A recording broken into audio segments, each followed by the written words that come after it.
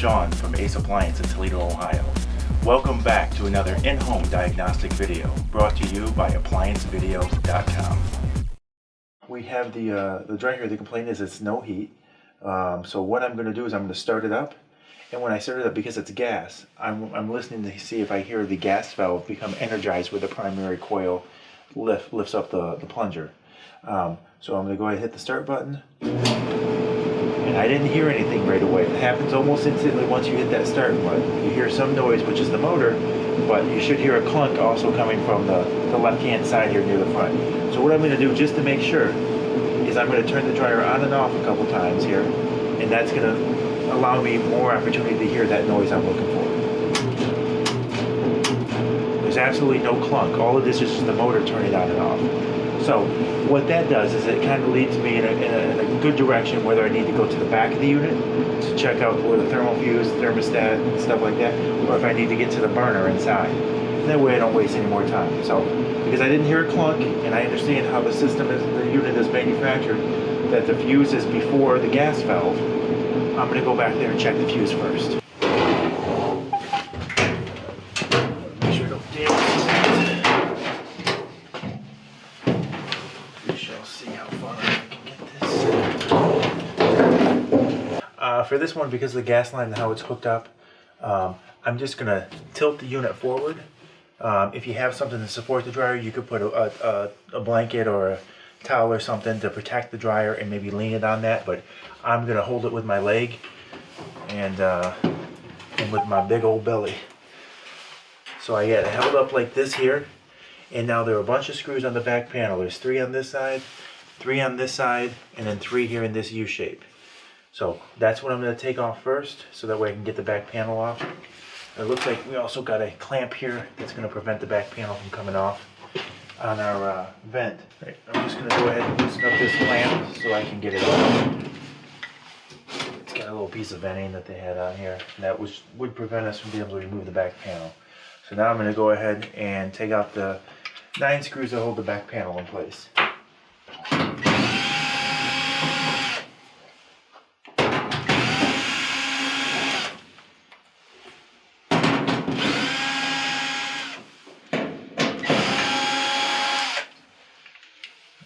I got all my screws. I'm going to take off our wire cover here first.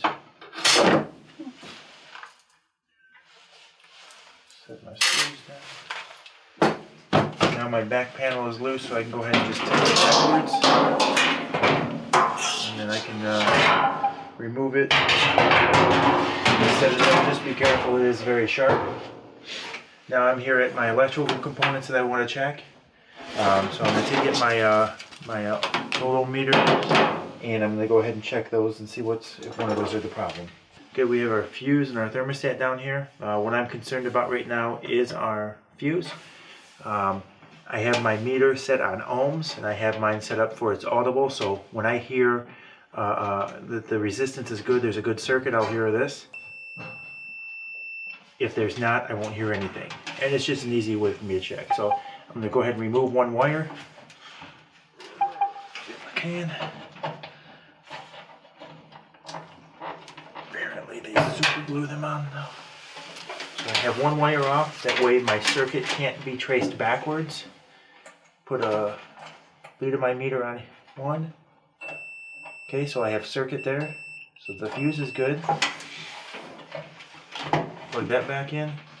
I can go ahead and check out this other thermostat now. The 2 red wires, or the 2 large wires, are the only ones that we need to concern ourselves with. That's good. The other ones are just for a heater, which wouldn't have nothing to do with not heating. There's a fuse and a thermostat over here on our heater box. So I'm going to check that out next. Alright, so I'm going to check the high limit thermostat and the high limit fuse here. Just in the same fashion.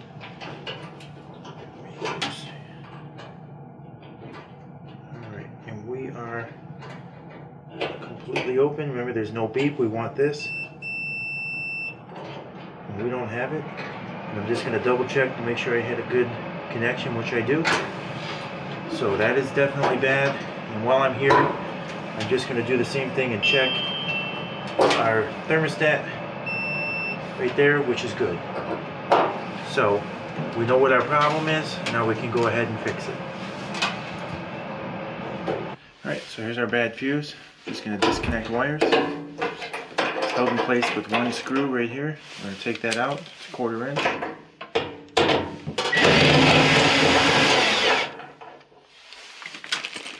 And there's a tab on the other side.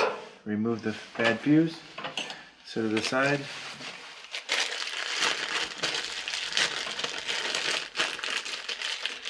Go ahead and get my new fuse, which is right here. I'm going to do the same thing, put the tab in, and then I have to put in the screw to mount it.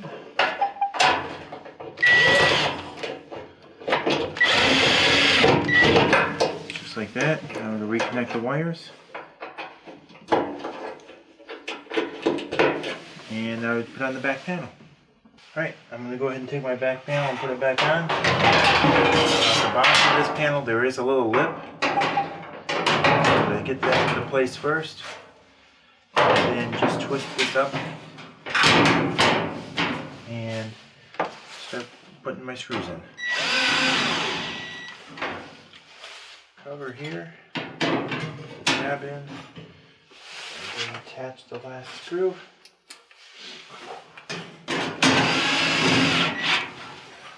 And that's done.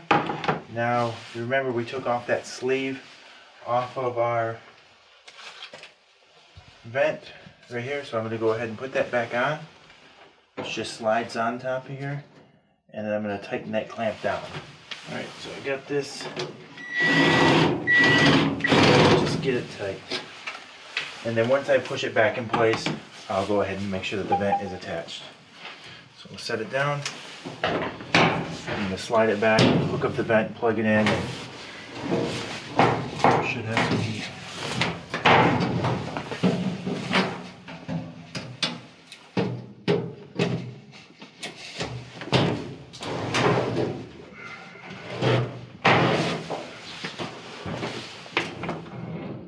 Alright, now we're going to listen for that click again. That extra click. That's the click we didn't have because we lost power before it got to the burner. So right now, we're going to go ahead and let it heat up. I'm going to pop off the bottom panel down here at the front so that way I can see the burner assembly and I can see how the flame is going to go. I just heard it ignite. Now I'm going to go ahead and remove this tab here. Be careful not to scratch my panel. And I can look through this hole here and I can see my burner. I can see how the flame looks and make sure that everything looks good. And when I go to put it back on, snaps right into place. Thank you for watching another quality in-home diagnostic video brought to you by ApplianceVideo.com.